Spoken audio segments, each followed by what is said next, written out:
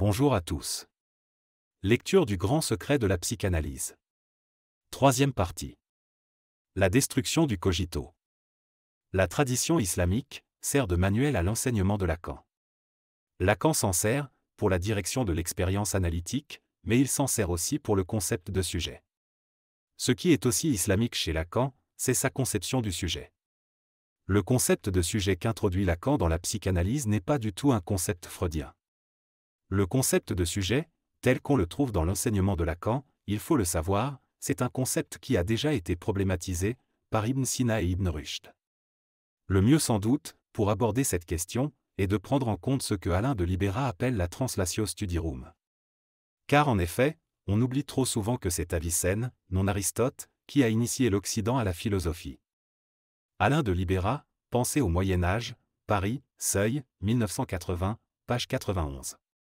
Quand Albert le Grand affirme que l'homme n'est que pur néant, c'est pour dire la même chose qu'Ibn Sina. Avicenne dit et prouve que tout ce qui est néant est de lui-même néant. Si en effet il était de lui-même quelque chose, il ne dépendrait pas d'un autre selon l'être. Albert le Grand, cité par Alain de Libera, dans Métaphysique et Noétique, Paris, Vrin, 2005, page 99. Et quand Maître Écart dit que l'homme n'est rien en lui-même. Maître Écart, cité par Alain de Libera, dans Métaphysique et Noétique, Paris, Vrin, 2005, page 97. C'est encore pour dire la même chose qu'Ibn Sina. Et quand Lacan parle du manque d'être, lui aussi, en fait, ne fait que reprendre la thèse de Ibn Sina. Il n'y a rien de nouveau. Le terme lacanien de manque d'être procède de ce manque d'être de Ibn Sina. Il faut bien s'en apercevoir, l'affirmation que la créature prise en elle-même ne contient que néant, in se absolu ab non esse, qu'elle est en puissance non étant, ou plutôt qu'elle est non étant en tant qu'elle a puissance à ne pas être, est une adaptation de certaines thèses patristiques, instrumentalisées par des doctrines philosophiques précises, dérivées d'Avicenne. Alain de Libera, Métaphysique et Noétique, Paris, Vrin, 2005, page 97. En effet, dans la métaphysique du Shifa, nous dit Ibn Sina, hormis l'être nécessaire, autrement dit la cause, l'équidité de toutes les autres choses, comme tu le sais, ne mérite pas l'être. Mais au contraire par elle-même, abstraction faite de leur relation à l'être nécessaire, elles méritent le non-être. C'est pourquoi toutes en elles-mêmes sont fausses et leur vérité est par lui. Avicenne, La métaphysique du Shifa, livre de 6 à 10, Paris, Vrin, page 95. Aussi pour Ibn Sina, tout ce qui a une quidité a un creux, une cavité, qui est cette quidité, Ibn Sina, commentaire de la Sourate As-Samadiyya, cité par Amélie Marie Gouachon, la distinction de l'essence et de l'existence d'après Ibn Sina, Paris, des clés de Brouet, 1937, page 147. Autrement dit, tout ce qui a une quidité a une forme féminine, en tant qu'elle est conçue pour recevoir l'être, qui ne peut lui venir que de l'un, du seul être qui soit samad, c'est-à-dire impénétrable, massif, et sans aucun creux. Ibn Sina, commentaire de la Sourate As-Samadiyya, cité par Amélie Marie Gouachon, la distinction de l'essence et de l'existence d'après Ibn Sina, Paris, des clés de Brouet, 1937, page 147. C'est lui également, qui est le premier à distinguer l'essence de l'existence. Distinction à laquelle il faut absolument se former pour lire correctement Lacan. Impossible de s'y retrouver dans l'enseignement de Lacan sans distinguer l'essence de l'existence. Commentant un des versets du Coran, et notamment le verset 2, 255, Dieu seul est celui qui est, le vivant, qui subsiste par lui-même. Ibn Sina en vient à conclure que l'essence et l'existence se distinguent dans l'être créé en général mais qu'elles s'identifient en Dieu. Cette distinction entre essence et existence aboutit en dernière analyse à la distinction entre la cause et l'effet, entre le créateur et la créature, entre le vrai être et le faux être. Seul le créateur, l'être nécessaire, dispose d'une essence qui se confond avec son existence. Quant à la créature, elle n'a pas d'être, elle n'a pas d'essence propre, elle tire son existence d'un autre qu'elle-même, c'est un faux être, un non-être. C'est ce qui fait notamment que l'homme, pour Ibn Sina, n'a pas d'essence propre, mais seulement une existence. Il faut aussi savoir que Ibn Sina est le premier à définir la vérité comme adéquation de la parole à la chose. Néanmoins, ce qui est avant tout décisif chez lui c'est cette vérité comme cause, cette vérité qui touche au réel, et c'est pourquoi seul l'être nécessaire, elak, est la vérité en soi, et que, tout ce qui est autre que l'être nécessaire est faux en soi. Amélie Marie Gouachon, La distinction de l'essence et de l'existence d'après Ibn Sina, Paris, des clés de Brouet, 1937, page 36. La vérité ça ne peut être que Dieu, car Dieu seul est l'agent, la cause, la source, mais l'homme, lui, n'est qu'une sorte de niche, qu'un réceptacle vide, un faux être. Par conséquent, pour lui, seul l'être nécessaire, autrement dit Dieu, peut dire « je ». Amélie-Marie Gouachon, La distinction de l'essence et de l'existence d'après Ibn Sina, Paris, Des clés de Brouet, 1937, page 42. On voit mieux à partir de là ce qui ordonne la perspective Lacan.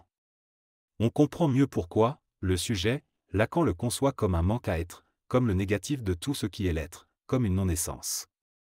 Quand Lacan nous dit qu'il n'y a pas d'essence de l'homme, ce n'est en fait qu'une reprise de la thèse d'Ibn Sina. Cette distinction entre essence et existence d'Ibn Sina, c'est bien sur quoi Lacan s'est appuyé dans son enseignement. C'est dans la métaphysique du Shifa qu'il a trouvé de quoi concevoir le sujet de la psychanalyse. L'être et le néant de Sartre n'est qu'une autre version de la thèse d'Ibn Sina. Avec le recul, on finit aussi par constater qu'Heidegger, lui aussi, s'est beaucoup appuyé sur la métaphysique du Shifa. La source commune à Heidegger, à Sartre et à Lacan, c'est Ibn Sina et sa métaphysique du Shifa. Le retour à Freud de Lacan n'est pas tout à fait un retour à Freud. Je crois que ce slogan a recouvert ce dont il s'agit vraiment. La thèse de Lacan, la thèse scandaleuse, comme quoi le sujet est divisé, est en fait une thèse de Ibn Rushd.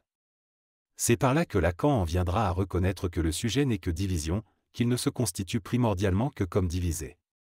La remise en question du moi comme agent de l'unité psychique, Lacan l'a emprunté à Ibn Rushd. C'est lui qui porte le coup de cette première blessure narcissique faite à l'humanité. Jean-Baptiste Brenet, Averroès l'inquiétant, Paris, Les Belles Lettres, 2015, page 11. À cet égard, on peut dire que la conception du sujet chez Lacan a deux références essentielles, Ibn Sina pour le manque d'être et Ibn Rushd pour la division du sujet. Quand Lacan formule le « ça pense », il ne fait que reprendre la thèse de Ibn Rushd. En effet, pour Ibn Rushd, le sujet n'est pas maître de sa propre pensée, il y a quelque chose d'autre qui le fait penser. D'après lui, c'est l'intellect unique et séparé, commun à tous les hommes qui pensent en moi quand je pense, autrement dit, ça pense en moi. S'il y a un point tout à fait décisif dans la thèse de Ibn Rushd, c'est bien la division du sujet.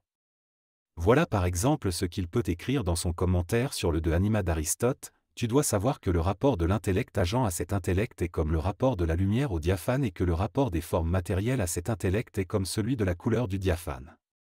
De même, en effet, que la lumière est la perfection du matériel. Et de même que le diaphane n'est pas mu par la couleur ne revoit par les intelligibles qui sont ici-bas sinon en tant qu'il est parfait par cet intellect et qu'il est illuminé par lui. Et de même que la lumière fait passer la couleur de la puissance à l'acte pour qu'elle puisse mettre en mouvement le diaphane, de même l'intellect agent fait passer à l'acte les intentions intelligibles en puissance pour que l'intellect matériel les reçoive. Voilà comment il faut entendre ce que sont l'intellect matériel et l'intellect agent. Averroès, L'intelligence et la pensée, Paris, Flammarion, 1998, page 80. Tel que le diaphane qui ne voit pas, qui n'est qu'un récepteur, de même l'homme n'est pas cela même qui pense, mais ça pense en lui. Il faut savoir que cette thèse de la division du sujet inaugurée par Ibn Rushd est la thèse sur quoi se fonde l'enseignement de Lacan. Il y fait d'ailleurs référence quand il dit qu'il faut prendre de plus haut la découverte freudienne, à savoir du point de vue de l'existence, et d'y reconnaître jusqu'où l'avènement du sujet qui parle, relègue le sujet de la connaissance, celui dont la notion de l'intellect agent suffit à rappeler que ce n'est pas d'hier qu'il est mis en question dans sa dignité de personne. Jacques Lacan, écrit de Paris, Seuil, 1966, page 160. Cette thèse de Ibn Rushd va marquer de manière irrémédiable la conception du sujet chez Lacan. C'est pourquoi, pour lui, ce qui est de la nature même du sujet humain, s'il n'est plus un sujet divisé, il est fou. Jacques Lacan, Les formations de l'inconscient, Paris, Seuil, 1998, page 431. À l'instar d'Ibn Rushd, ce qu'il considère comme étant au fondement du sujet, c'est la division et non l'identité. C'est vraiment le point d'appui de Lacan. La division du sujet, c'est le concept fondamental qui va le conduire à passer de la psychiatrie à la psychanalyse. C'est la thèse qui va influencer tout son enseignement. C'est la voie qu'il va prendre et qu'il ne quittera plus. Dans la genèse du sujet moderne, Ibn Rushd occupe une place centrale, car c'est contre cette thèse que, ça pense en moi, que s'est développée la conception de l'homme comme agent de sa pensée. Ce n'est pas chez Ibn Rushd, mais contre Averroès, puis contre les averroïstes, puis chez eux, en réponse aux critiques, que s'est surtout élaborée la problématique de l'homme comme sujet agent de la pensée. Alain de Libera, Archéologie du sujet, La double révolution, Paris, Vrin, 2014, page 245. L'histoire du sujet moderne est donc fondée sur le rejet de la thèse de Ibn Rushd, et c'est comme ça qu'on arrive au « je pense donc je suis » de Descartes. C'est Thomas qui, le premier, pointe l'exigence de la voie active contre la transformation passive à laquelle Averroès était censé vouloir soumettre chaque homme qui parle et qui pense. Hic homo intelligit. Je ne suis pas pensé. Je pense. Nous pensons. Tel est le credo, on ne peut plus, moderne, parce qu'anti-averroïste, de Thomas. Alain de Libera, Archéologie du sujet, La double révolution, Paris, Vrin, 2014, page 247. Son œuvre L'unité de l'intellect, contre Averroès, s'ouvre ainsi. Cela fait quelque temps qu'une erreur sur l'intellect a commencé à se répandre. Elle tire son origine des thèses d'Averroès, qui tentent de soutenir que l'intellect est une substance séparée du corps selon l'être, qui n'est d'aucune façon unie au corps comme forme. Thomas d'Aquin, contre Averroès, Paris, Flammarion, 1994, page 77. D'après Thomas, l'intellect par quoi l'homme est homme n'est plus chez Averroès en l'homme, il est au dehors, il lui est retiré. L'homme rochdien n'est pas le sujet agent de la pensée, il n'est que le fournisseur d'images ou de fantasmes pour l'intellect agent. Le constat de Thomas est clair, l'homme selon Averroès n'intellige pas, il ne pense pas, il est pensé. Le couplage de l'intellect possible avec l'homme en qui sont les images dont les espèces sont dans l'intellect possible est comme le couplage du mur, dans lequel est la couleur, et de la vue, dans laquelle est l'espèce de sa couleur. Si donc il y avait ce couplage, de même que le mur ne voit pas, mais que sa couleur est vue, il en résulterait que l'homme ne penserait pas, mais que ces images seraient pensées par l'intellect possible. Il est donc bien impossible de sauver la thèse que cet homme s'y pense si l'on adopte la position d'Averroès. Thomas d'Aquin, contre Averroès, Flammarion, Paris, 1994, page 141. C'est cette même polémique anti-Ibn Rushd que l'on va retrouver chez Descartes. Descartes ne fait, d'une certaine façon, que poursuivre le combat de Thomas d'Aquin contre la thèse de Ibn Rushd. Il faut le savoir, c'est contre Ibn Rushd, à l'instar de Thomas d'Aquin, que Descartes utilise le cogito. Le cogito cartésien est précisément l'anti-sujet rushdien, puisqu'il stipule que la pensée appartient au sujet, quelle est la propriété du sujet, qu'elle vient du sujet. C'est de cette façon que s'élabore le sujet moderne en philosophie, le sujet comme agent de sa pensée. Ce qui définit intrinsèquement la modernité, c'est sans doute la manière dont l'être humain s'y trouve conçu et affirmé comme la source de ses représentations et de ses actes, comme leur fondement ou encore comme leur auteur. Alain Renaud, L'individu. Réflexion sur la philosophie du sujet, Paris, Attier, 1998, page 6. On peut dire que ce que comporte le cogito de Descartes est avant tout la suppression de la division du sujet. Le cartésianisme, c'est une réaction à la division du sujet, c'est une lutte, une guerre contre la théorie d'Ibn Rushd.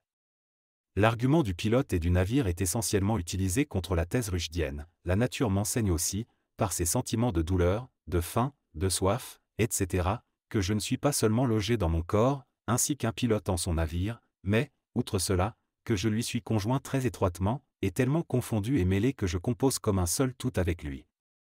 Descartes, Méditation métaphysique, Méditation 6e, Paris, Flammarion, 1992, page 193.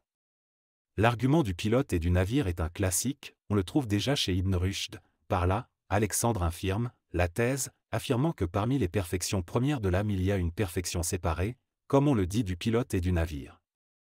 Averroès, L'intelligence et la pensée, Flammarion, Paris, 1998, page 66.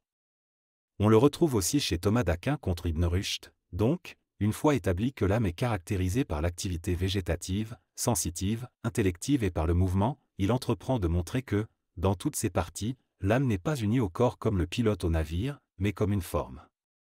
Thomas d'Aquin, contre Averroès, Flammarion, Paris, 1994, page 87. Ce qui est plus étonnant, c'est que, par ailleurs, Descartes, quitte à se contredire, reprend l'argument de « l'homme volant » d'Ibn Sina pour s'opposer à Ibn Rushd. Voir à ce sujet, Étienne Gilson, Les sources gréco-arabes de l'augustinisme avicénisant, Paris, Vrin, 1981, page 41. Cette fiction qui sert au départ, à Ibn Sina à montrer l'existence de l'âme comme séparée du corps, Descartes la reprend comme argument pour combattre les partisans de la thèse rushdienne. Voici cette fiction, supposons, dit Ibn Sina, que l'un de nous soit créé d'un coup et crée parfait. mais ses yeux sont voilés et ne peuvent voir les choses extérieures. Il fut créé dans l'air, ou plutôt, dans le vide afin que ne le heurtât pas la résistance de l'air qu'il pourrait sentir. Ses membres sont séparés, donc ne se rencontrent pas ni ne se touchent. Puis il réfléchit et se demande si sa propre existence est prouvée. Sans avoir aucun doute, il affirmerait qu'il existe, malgré cela il ne prouverait pas ses mains ni ses pieds, ni l'intime de ses entrailles, ni un cœur ni un cerveau, ni aucune chose extérieure, mais il affirmerait qu'il existe, sans établir qu'il a une longueur, une largeur, une profondeur, il ignorerait l'existence de tous ses membres, mais saurait que l'existence de son « je », de sa ania, est quelque chose. Amélie-Marie Gouachon, La distinction de l'essence et de l'existence d'après Ibn Sina, Paris, Des clés de Brouet, 1937, page 14. Cet argument de « l'homme volant », Descartes le reprend et l'utilise contre Ibn Rushd. Et voyant que je pouvais feindre que je n'avais aucun corps, et qu'il n'y avait aucun monde ni aucun lieu où je fusse, mais que je ne pouvais pas feindre pour cela que je n'étais point, et qu'au contraire, de cela même que je pensais à douter de la vérité des autres choses, il suivait très évidemment et très certainement que j'étais, au lieu que, si j'eusse seulement cessé de penser, encore que tout le reste de ce que j'avais imaginé eût été vrai. Je n'avais aucune raison de croire que j'eusse été, je connus de là que j'étais une substance dont toute l'essence ou la nature n'est que de penser, et qui, pour être, n'a besoin d'aucun lieu, ni ne dépend d'aucune chose matérielle. En sorte que ce moi, c'est-à-dire l'âme, par laquelle je suis ce que je suis, est entièrement distincte du corps. Descartes, Discours de la méthode, Paris, Flammarion, 2016, page 67. Ce qu'il faut voir également, c'est que Descartes emploie exactement la même méthode qu'Al-Ghazali. Il suffit de comparer Al-Maqid Mina al-Dalal avec les méditations métaphysiques pour se rendre à l'évidence. Bien avant Descartes, Al-Ghazali s'engage dans une entreprise de refondation de la science, déconstruit, met en doute, toutes les différentes méthodes de son époque prétendant à la certitude. Il revient d'abord sur son enfance et ses années d'études. Il raconte que très jeune, il avait déjà une grande soif de connaissances, qu'il a acquis dans sa jeunesse une certaine quantité de connaissances qu'il considérait alors comme certaines, mais que toutes ces connaissances qu'il a héritées dans son enfance ont fini par se briser. Il aurait pu en effet s'arrêter là, et conclure que l'esprit humain ne peut atteindre aucune certitude. Mais au contraire, mu par une force intérieure, il décide de poursuivre. Ne pouvant se satisfaire de cette incertitude, il décide de faire table rase du passé, de tout déconstruire, pour tout recommencer et reconstruire la science sur des bases solides. Je me suis dit alors, c'est sur la réalité des choses que je dois enquêter. Il m'était donc indispensable de connaître, d'abord, l'essence véritable de la science et c'est alors qu'il m'a paru clairement que la science certaine était celle dont l'objet de connaissance se dévoilait sans être entaché de doute et sans qu'aucune possibilité d'erreur et d'illusion ne puisse s'y associer, et sans que le cœur puisse contempler une telle éventualité. C'est ainsi que je compris que toute chose, prodigieuse, que j'ignorais et dont je n'avais aucune cognition certaine relevait d'une science peu fiable et incertaine, et toute science qui manque de fiabilité ne peut être une science certaine. Al-Ghazali, La délivrance de l'erreur, Paris, Al-Bouraq, page 25. Dans son entreprise de refondation de la science, Al-Ghazali commence tout d'abord par mettre en doute les connaissances issues de ses sens. Faisant appel à toute mon énergie, je me mis à réfléchir sur les choses perçues par le sens et sur les vérités nécessaires, et s'il m'était possible de faire surgir en moi quelques doutes à leur sujet. Le doute persistant ébranla l'assurance que j'avais en les choses perçues par le sens. Il s'insinua si profondément en moi que je finis par me dire, comment se fier à des choses sensibles alors que la vue, l'un des principaux sens, lorsqu'elle fixe une ombre, la voit figée, immobile et la déclare privée de mouvement? Après une heure d'observation, la vue réalise la mobilité de cette ombre qui en fait se déplace, non pas instantanément ni d'un trait mais progressivement, doucement, de manière à ce qu'elle ne soit jamais immobile. Et encore, l'œil observe une étoile et la voit aussi petite qu'une monnaie d'or, puis les calculs géométriques démontrent que cet astre est en fait bien plus grand que la Terre. Al-Ghazali, La délivrance de l'erreur, Paris, Al-Bouraq, page 29. Al-Ghazali met ensuite en doute l'imaginaire, et c'est là qu'il prend en exemple le rêve. Mon âme hésita à répondre puis fit en recourant au problème compliqué du rêve, elle dit alors, ne vois-tu pas que le rêve te porte à croire certaines choses et à imaginer certaines autres que tu retiens comme sûres et fermes? En cet état, tu n'as aucun doute quant à leur validité mais à son réveil, tu prends conscience que tout ce que tu avais imaginé et cru est infondé et inconsistant. Al-Ghazali, La délivrance de l'erreur, Paris, Al-Bouraq, page 29. Il finit par faire table rase de tout ce que lui-même pouvait enseigner, théologie, philosophie, mathématiques, pour retrouver la vraie voie de la science, de la guérison du cœur, et qui suppose précisément qu'on ne considère pas que cette voie essentielle soit celle qui procède par la démonstration, ou l'argumentation, mais la voie qui procède par la négation, par l'anéantissement de toute forme d'obstacle. C'est cette méthode-là que l'on retrouve chez Descartes.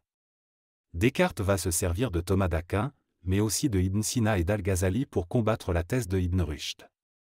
Voilà le véritable cadre historique où il faut resituer Lacan. C'est là où il faut réinscrire la psychanalyse lacanienne. Il faut la réinscrire dans cette longue histoire. Cette théorie de Ibn Rushd qui a été tant combattue, qu'on a voulu absolument éteindre, se retrouve en fait au fondement de l'enseignement de Lacan. On s'est beaucoup demandé pourquoi Lacan avait réintroduit cette vieille notion de sujet. Il y a une réponse à ça, c'est précisément pour faire retour au sujet rushdien et s'opposer au cogito cartésien. Il faut le savoir, le cogito, Descartes l'utilise essentiellement pour combattre le sujet rushdien. Le cogito, Descartes s'en empare pour en faire l'antithèse de la thèse de Ibn Rushd. Il faut le considérer, avant tout, comme l'envers du sujet rushdien, comme une inversion, comme une négation de la division du sujet. Le cogito, Descartes l'utilise essentiellement en réaction à la division du sujet. Le « je pense donc je suis » chez Descartes suppose que je sois le propriétaire de mes pensées, et c'est justement cela qui est mis en question par Ibn Rushd. L'histoire du sujet moderne, initiée par Thomas d'Aquin, à laquelle appartient aussi le cogito cartésien, il faut la concevoir comme un combat, comme une lutte contre le sujet rushdien, précisément comme un reniement de la dépendance et de la division du sujet. Il faut en passer par là pour pouvoir comprendre pourquoi Lacan déconstruit le cogito cartésien. C'est dans ce contexte-là que devient plus compréhensible le slogan lacanien du « retour à Freud ». Le « retour à Freud » de Lacan est avant tout un retour au scandale de la théorie de Ibn Rushd. Voilà pourquoi Lacan va chercher à déconstruire le cogito cartésien. Si à la question « que suis-je ?», la réponse du cogito de Descartes c'est « je suis le maître de mes pensées », la réponse de Lacan, à l'instar de Ibn Rushd, c'est plutôt « je suis à la place de l'esclave ». Toutes les élaborations successives de Lacan sur ce sujet conduisent à relativiser la souveraineté du cogito et à disjoindre le « je pense donc je suis ». Il est tout à fait clair pour Lacan que cette formule ne tient pas debout, dans la mesure où « je ne suis pas », là où je suis le jouet de ma pensée. Jacques Lacan, écrit 1, L'instance de la lettre dans l'inconscient, Paris, Seuil, 1966, page 515. Dans toutes les reprises qu'il va faire du cogito, Lacan va toujours s'efforcer justement de disjoindre le « je pense » du « je suis », en considérant que c'est ce qu'implique l'expérience clinique. Voilà pourquoi il va écrire plutôt « je pense, ouvrez les guillemets, donc je suis ». Il va y mettre une autre ponctuation, de cette façon, il va pouvoir relativiser le lien entre le « je pense » et le « je suis », et à instaurer à la place de ce lien d'adéquation et d'identité, une coupure. Jacques Lacan, écrit 2, La science et la vérité, Paris, Seuil, 1966, page 345. Voir également, le cours de Jacques-Alain Miller, cours du 22 novembre 2000, Le lieu et le lien, page 24. Ce que Lacan va accomplir, c'est en fait la destruction du cogito. C'est un démantèlement du « je pense donc je suis ». Ce démantèlement a pour but, avant tout, de réinstaurer la division du sujet. C'est parce que le sujet cartésien est l'inversion de sujet rushdien que Lacan va faire l'inversion du sujet cartésien. C'est ainsi que l'enseignement de Lacan doit être envisagé. Il doit être envisagé, avant tout, comme une inversion de l'inversion cartésienne. En réalité, à travers le retour à Freud de Lacan, ce n'est que l'inspiration inaugurale de Ibn Rushd qui continue en fait à se poursuivre. Lacan n'a fait que réintroduire, dans la psychanalyse, les polémiques avéroïstes et anti-avéroïstes. C'est sur le fond de ces polémiques que l'on peut mettre un peu plus de lumière sur l'enseignement de Lacan. C'est encore l'écho de ces polémiques qui résonne dans son enseignement. Nous ne sommes en effet, en rien sortis des polémiques avéroïstes et anti-avéroïstes. Ces polémiques durent encore, elles sont toujours d'actualité. La thèse de Ibn Rushd accompagne et caractérise encore ce qui fait la psychanalyse d'aujourd'hui. C'est pourquoi il est encore notre contemporain. Le point de départ de Lacan dans la psychanalyse est avant tout marqué par le fait qu'il a adopté la thèse d'Ibn Rushd et de Ibn Sina pour combattre l'orthodoxie cartésienne. Et c'est pourquoi, dès qu'il a introduit le sujet de la psychanalyse, il l'a mis directement en opposition avec le cogito cartésien. Son point de départ a consisté, avant tout, à en appeler à Ibn Rushd et à Ibn Sina contre l'orthodoxie cartésienne. Et c'est comme ça que le retour à Freud de Lacan s'est présenté, par une négation du cogito cartésien, comme une déconstruction de la subjectivité, comme une remise en question de toutes ces notions, d'ego, d'identité, d'unité, de moi, de conscience de soi. Ce qui fait la particularité de l'enseignement de Lacan, c'est justement l'effort de déconstruire toutes ces catégories qui appartiennent à la tradition cartésienne. L'enseignement de Lacan est né comme une résistance au sujet moderne. C'est une révolte, au nom de la dépendance et de la soumission du sujet, contre la conscience de soi, contre le moi, contre l'identité et toutes ces valeurs de liberté et d'autonomie. Si Lacan a préféré garder cette vieille notion de sujet, c'est précisément pour l'opposer au sujet moderne, au sujet comme agent. Cette notion de sujet, il est allé la chercher dans la tradition islamique, et c'est comme ça qu'il a pu libérer la psychanalyse de la notion du moi. C'est ce qui lui a permis, entre autres, de s'opposer à l'égo-psychologie pour qui le maître mot était l'autonomie du moi. Alors évidemment ce retour à Ibn Rushd et à Ibn Sina a été présenté par Lacan comme un retour à Freud. Le retour à Freud de Lacan n'a été qu'un voile de la véritable référence. La promotion du retour à Freud n'a été qu'un masque, un déguisement, car ce retour a mobilisé avant tout les ressources d'Ibn Sina et d'Ibn Rushd. C'est bien de leur thèse que Lacan s'est emparé pour définir le sujet de la psychanalyse. Si l'on veut comprendre Lacan, il faut évidemment lire Freud, mais il ne faut surtout pas oublier Ibn Sina et Ibn Rushd. Si on se limite à l'enseignement de Freud, on ne peut pas vraiment comprendre. L'enseignement de Lacan devient beaucoup plus clair, enraciné dans une histoire plus longue.